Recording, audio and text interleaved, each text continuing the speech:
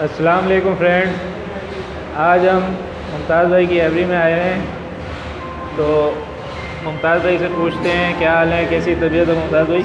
अल्हम्दुलिल्लाह मकसूद भाई अला कुल्ली हाल फर्स्ट क्लास हूँ। और आप सुनाइए कैसे हैं आप? बस ठीक ठाक। मुमताज़ भाई, अली भाई आपके शहर में आए हैं, जी सर। तो कोई ख़ास वजह? बेसिकली ये अली भाई की मोहब्बत है जो मुझे इस काबिल समझे कि मेरे पास तशरीफ़ लाएँ। और हमारी दोस्ती तो बहुत पुरानी है और बेसिकली हमारा और अली भाई का एक स्लोगन है, think positive, be optimistic and promote the Karachi.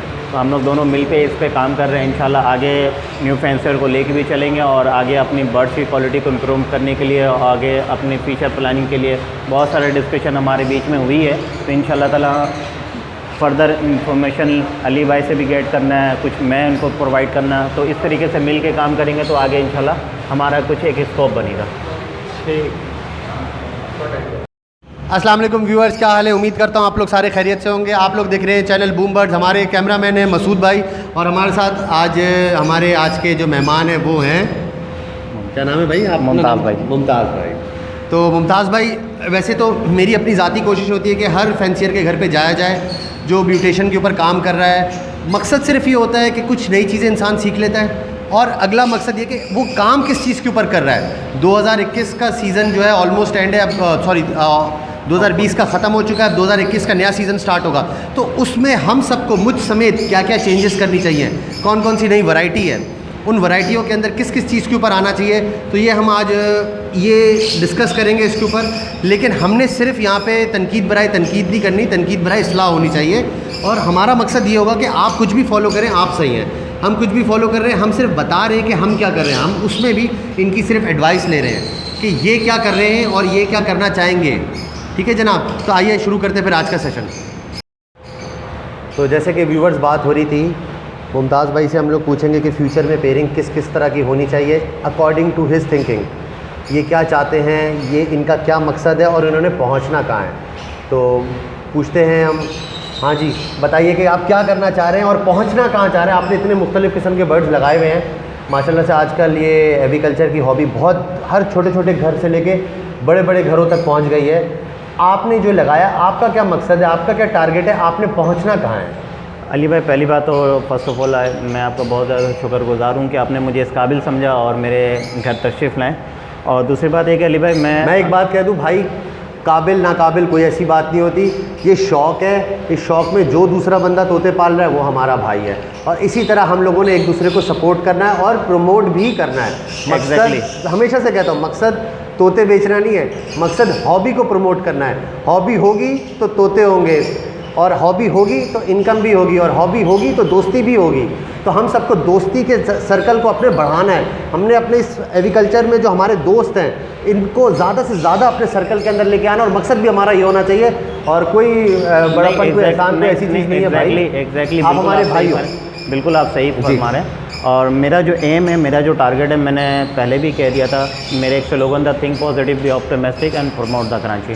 अब बेसिकली जो मेरा इन फ्यूचर टारगेट, आपने एक सवाल किया कि फ्यूचर में आप कौन सी पेयरिंग करना चाह रहे हैं और क्या आपका टारगेट बेस है, आपका टारगेट क्या है और आप वहाँ तक पहुँचेंगे कैसे? ठीक है अली भाई, मेरा पहला टारगेट जो अभी इस साल मैंने जो अपग्रेड किया अपने शेड के अंदर, जिसमें से डाइल्यूट ऑफलाइन और डाइल्यूट के ऊपर मैं वर्किंग ज़्यादा फोकस मैंने किया। ठीक है। दूसरा मेरा एक टारगेट है कि पेल fellow offline and pale fellow के अंदर मुख्तलिफ वैरायटी। और तीसरा जो एक मेरा टारगेट था जो मैं डन फेलो को अपने घर में प्रोड्यूस करूँ। ठीक है। ये 3 टारगेट लेके चला हूँ मैं नेक्स्ट ईयर, जो मैं नेक्स्ट ईयर इंशाल्लाह इनकी ब्रीड भी कराऊंगा और इनकी रिज़ल्ट भी लूँगा मैं। चलिए डिसेंडिंग ऑर्डर से स्टार्ट करते हैं। आपने बोला पेल फेलो के अंदर मुख्तलिफ वैराइटीज़, पेल फेलो के अंदर कौन कौन सी मुख्तलिफ वैराइटीज़ को आप देख रहे हैं जिसकी वैल्यू हो सकती है और जो आपने स्टार्ट कर दिया है? देखिए अल्हम्दुलिल्लाह मेरे पास कुछ मैंने इस साल वर्किंग किया, जो मैंने स्प्लिट प्रोड्यूस किया पहले सर। ठीक है। मैं हमेशा लोगों को कहता हूं कि स्प्लिट अपने घर में खुद प्रोड्यूस करें, क्योंकि अली भाई आपको ही पता है आजकल मार्केट के अंदर ये है कि स्प्लिट के नाम पे धोखाबाजी है। ठीक है। मैं इन चीज़ों को फोकस करता हूँ कि मैं अपने घर में स्प्लिट खुद प्रोड्यूस करूँ। मैंने ब्लू ऑफलाइन प्रोड्यूस किया है, पार ब्लू ऑफलाइन प्रोड्यूस किया है, मैंने सिंपल पार ब्लू प्रोड्यूस किया है, कॉमन ब्लू फिशरी प्रोड्यूस किया, ग्रीन फिशरी प्रोड्यूस किया।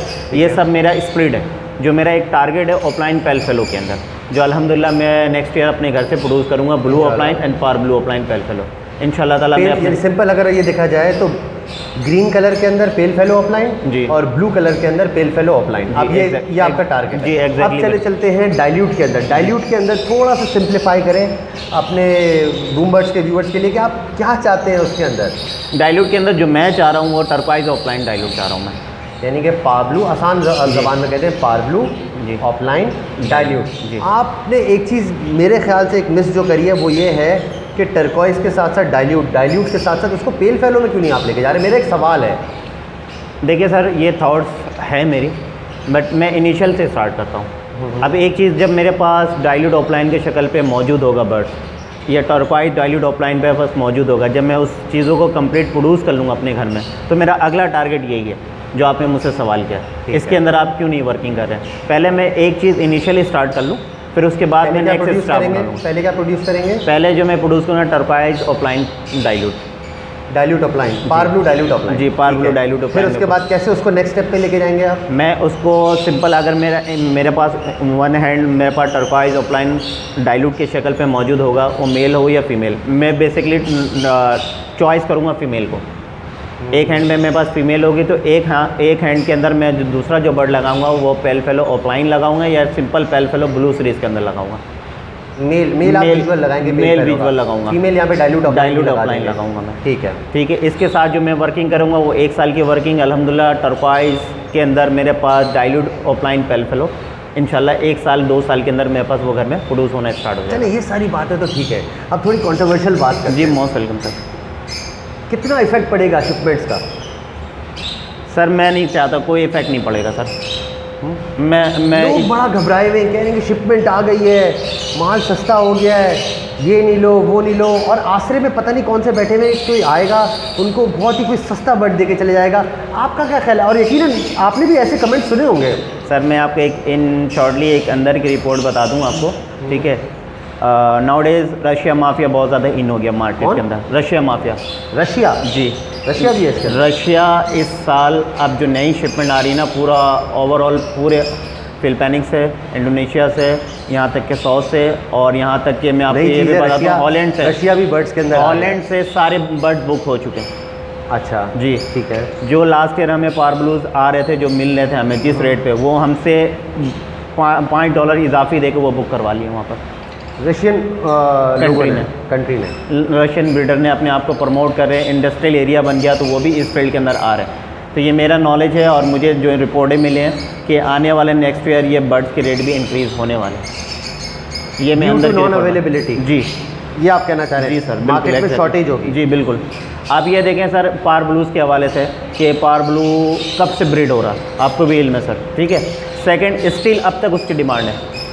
स्टिल आप खुद देखें 15 से 16 हज़ार रुपये में होलसेल में सेल आउट हो रहा है। हम आज तक पार ब्लू की कम्बिनेशन नहीं बना पाए, ना पार ब्लू को हम अच्छे क्वालिटी में प्रोड्यूस कर पाए, और आज तक पार ब्लू सेल आउट। अगर आप पूछ रहे हैं तो ये तो हमारा अलमिया है, हम आज तक पार ब्लू को पेस्टल और पाइट से निकाल ही नहीं पाए। सही, एग्जैक्टली। अभी तक हमारा पार ब्लू जो है ना पेस्टल और पाइट के अंदर ही टकरे मार रहा है। बिल्कुल एग्जैक्टली। प्योर पार ब्लू काफ़ी लोग, बहुत कम लोगों के पास। मैं बहुत शेडों में गया, विजिट किया, ज़्यादातर पाइटनेस पे आ रहे हैं या पेस्टल पे आ रहे हैं, और सॉलिड कलर में मुझे बहुत शायद नादिर कोई अच्छे लोगों के पास मुझे नज़र आए। ऐसी बात नहीं कि नज़र नहीं आए, काम कर रहे हैं जो लोग, उसको हमें प्रमोट भी करना चाहिए, और बहुत सारे लोग कर भी रहे हैं।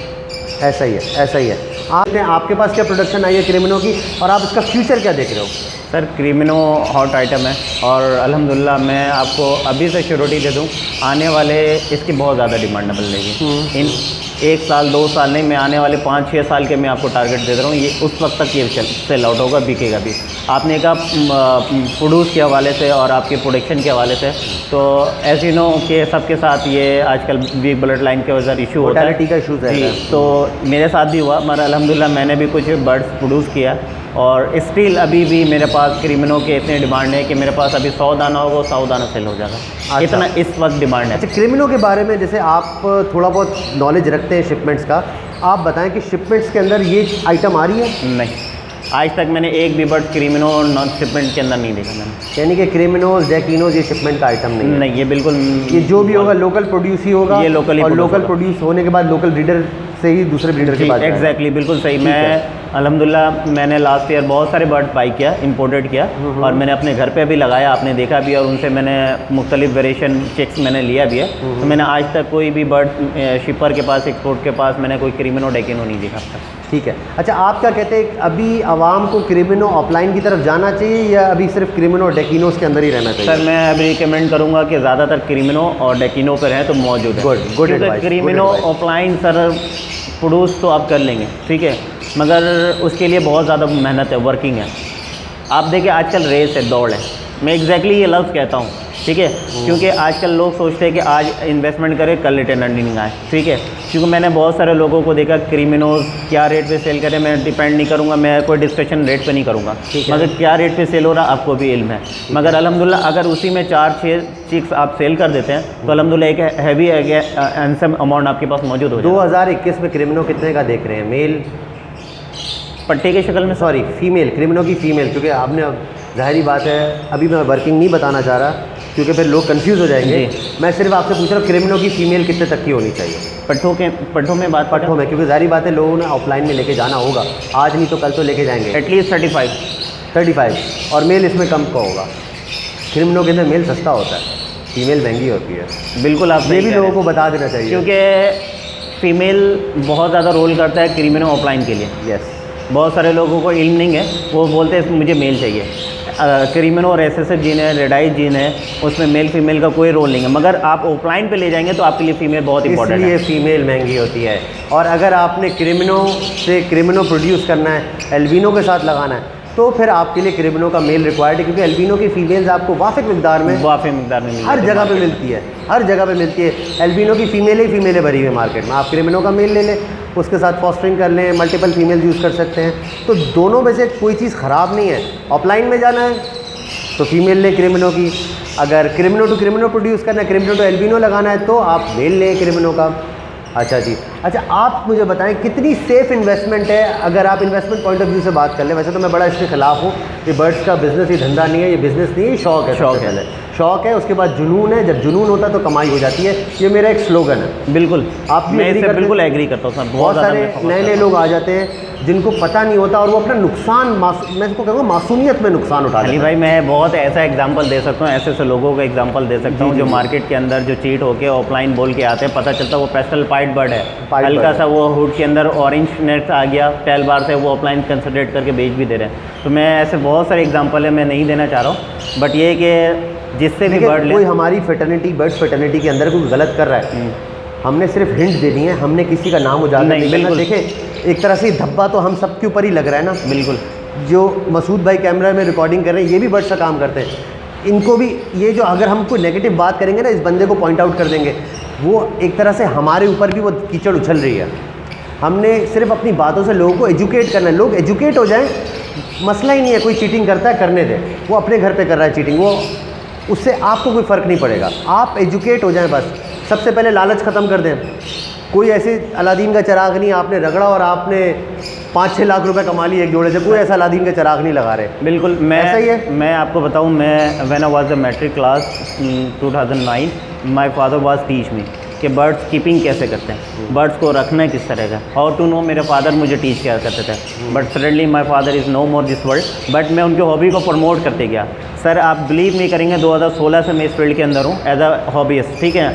जब ये 2018 आया ना, मेरा हॉबी ऑटोमेटिक ये बिज़नेस में कन्वर्ट हुआ। जब मेरे पास ब्रीड आई, मैंने उसको जब सेल किया तो मेरे पास कुछ अच्छी अर्निंग आई। तो आप पहले हॉबी, आप अपने शौक़ को बर्ड्स के अंदर आप लगे ना। मैं एक एग्जांपल दे रहा हूँ, मुझे शौक़ था ना ब्लू ऑफलाइन प्रोड्यूस करने का। मैं 2018 से वर्किंग किया सर उसमें, मुझे शौक़ था। मैंने प्रोड्यूस करते करते 2019-2020 में जब मुझे रिज़ल्ट मिला तो मेरी शौक़ डेवलप हुई और मैं उसमें जुनून तहत तक गया। और ऑटोमेटिक आप बिलीव नहीं करेंगे, जब मैंने एक बाय चिक सेल किया, फर्स्ट टाइम मुझे याद है कि 50,000 का मैंने सेल किया, ठीक है। मैंने कहा 50,000 रुपये मुझे मिला। जब मुझे नेक्स्ट ईयर मैंने उसकी डिमांड बढ़ गई, वो मुझे 70 तक गया, 70 से 80 तक गया, 1 लाख तक भी गया। तो जब मैंने अच्छी क्वालिटी पर प्रोड्यूस किया तो मेरे पास खुद ब खुद मनी मल्टीप्लाई होता ही गया। अच्छा। तो बस मैं ये सोच के गया कि क्वालिटी पे बस आप काम करते रहेंगे तो इंशाल्लाह ताला आपका खुद ब खुद बिज़नेस बनता जाएगा। गुड, ऐसे ही है। अच्छा, और मकसद मैं एक और बात भी डिस्कस करना ये चाहता हूँ कि जैसे फ़र्ज़ करें एग्ज़ाम्पल के तौर पे मुमताज़ ने मुझे बर्ड बेचा, अब वही बर्ड अगले साल मैंने भी ब्रीड करवा लिया, मेरे पास भी चिक्स हैं, मुमताज़ के पास भी चिक्स हैं। तो मुमताज़ की कोशिश ये होनी चाहिए कि मुझसे जिस बंदे ने बर्ड्स ख़रीदे उसका बर्ड पहले बिके। अगर आप थोड़ी सी दिल में नियत करें कि जो मेरा कस्टमर है उसका माल पहले बिक जाए, तो यकीन माने आपके माल में, आपके काम में बरकत बेइंतहा होगी, बेइंतहा बरकत होगी। कभी किसी का रास्ता नहीं काटना आपने कि यार उसके पास तो ख़राब बर्ड है, उसके पास तो ऐसे बर्ड है। देखिए अगर किसी के पास हल्की क्वालिटी के बर्ड है तो उसकी हल्की क्वालिटी की प्राइस भी तो है। बिल्कुल मकसूद अली भाई, अभी तो देखें रिसेंटली मगरिब की वाक़या है, एक मेरा सेटअप है फीमेल है, उनके पास तो कुछ चिक्स निकले हुए थे, एक मेरे दोस्त को चाहिए था, मैंने उनका कोऑर्डिनेशन करवा दिया, जाके आप वहाँ से बर्ड उठा लो। ठीक है। उन्होंने कहा कुछ आपका ख्याल, मैंने कहा कुछ नहीं, दुआ में याद रखना मुझे बस। आप उनके पास निकल जाए, उनकी वो फीमेल्स है, वो आंटी है, मतलब कि उनका काम भी चल गया और उस बंदे का शौक़ भी पूरा हो गया। मुझे क्या चाहिए सर, अल्हम्दुलिल्लाह मेरे ये तौर से आज मगरिब के बाद क्या बस ये होनी चाहिए आप सबके अंदर, जो आप जिसको सेल कर रहे हो आपने उसको भी सपोर्ट करना है। इस तरह से आप लोगों में ये एक भाईचारगी, हमारे पूरे सर्कल के अंदर भाईचारगी बढ़ेगी, हम एक मजबूत कम्युनिटी बन सकते हैं। और देखें हम लोग रोना रोते हैं, एक्सपोर्ट नहीं हो रहा बर्ड, एक्सपोर्ट हो रहा है तो ईरान के रास्ते में, अभी उसमें बात नहीं करना चाह रहा, इधर से चोरी छुपे रस्तों से हो रहा होता है, तो मैं भी बोलता मेरा कोई हाथ नहीं है वैसे उसमें मैं भी अपने आप को क्लियर कर लूँ। तो लेकिन देखिए जब तक आपकी कम्युनिटी स्ट्रांग नहीं होगी भाई, आप लोग कहाँ से एक्सपोर्ट करोगे। और एक्सपोर्ट की जहाँ तक बात आती है, एक्सपोर्टों में हज़ारों परिंदा होता है। मैं इनके घर आया, इनके पास देने के लिए 10 पारब्लू नहीं है भाई, 10 पारब्लू एग्जैक्टली बिल्कुल नहीं है, 10 नहीं है। हम लोग बात करते हैं एक्सपोर्ट की, एक्सपोर्ट के लिए क्वांटिटी चाहिए होती है। तो जब अभी ना हम उस स्टेज पे पहुँचे कि हम एक्सपोर्ट की बात करें, अभी हम सिर्फ डोमेस्टिक डिमांड जो है, हमारी लोकल डिमांड जो है, उसी को हम लोग पूरा कर रहे हैं। और वो जब पूरी होगी, जब वाफिक मिकदार में अवेलेबल होगा स्टॉक, फिर जाके एक्सपोर्ट का सोचेंगे। और तब तक हो सकता है हमारी गवर्नमेंट इस फील्ड को रिकग्नाइज़ भी कर ले। बिल्कुल, पहले भी बहुत कोशिश की गई है, नबी शेख साहब भी आए थे, कोई मीटिंग वगैरह भी हुई थी, मुझे इतना सही नहीं मालूम, कुछ इस तरह की कोशिशें की गई हैं। लेकिन उससे पहले हम अपने घर को तो तैयार कर लें। हमारा अपना घर तैयार नहीं, हमारी अपनी फैक्ट्री तैयार नहीं है एक्सपोर्ट करने के लिए, हम क्या भेजेंगे। सही बात है, बिल्कुल हम खाली पिंजरे भेजेंगे अभी एक्सपोर्ट के लिए, अगर भेजेंगे तो परिंदा नहीं होगा उसके अंदर। तो पहले परिंदे बनाएं, एक्सपोर्ट को छोड़ दें, अभी लोगों को इधर उधर दें माल वगैरह, लोकल मार्केट के अंदर बेचें, बहुत पोटेंशियल है मार्केट के अंदर। सर मैं आपको वंस अगेन एक चीज़ यहाँ ऐड करते चलूँ कि स्टिल अभी पारब्लू इनो स्प्लिट फिशरी मार्किंग के अंदर कितना डिमांड वाला वर्ड चल रहा है आपको इल्म है। हाँ। आजकल हम फिशरी पारब्लू इनो स्प्लिट प्रोड्यूस नहीं कर सकते क्योंकि हमारे पास अल्बाइनो पसनाटा है।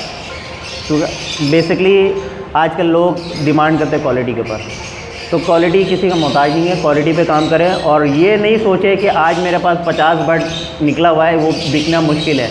आप 50 नहीं, आप 100 भी बर्ड प्रोड्यूस क्वालिटी कर लेंगे ना, बहुत मुश्किल 1 हफ्ते में वो सेल आउट हो जाएगा।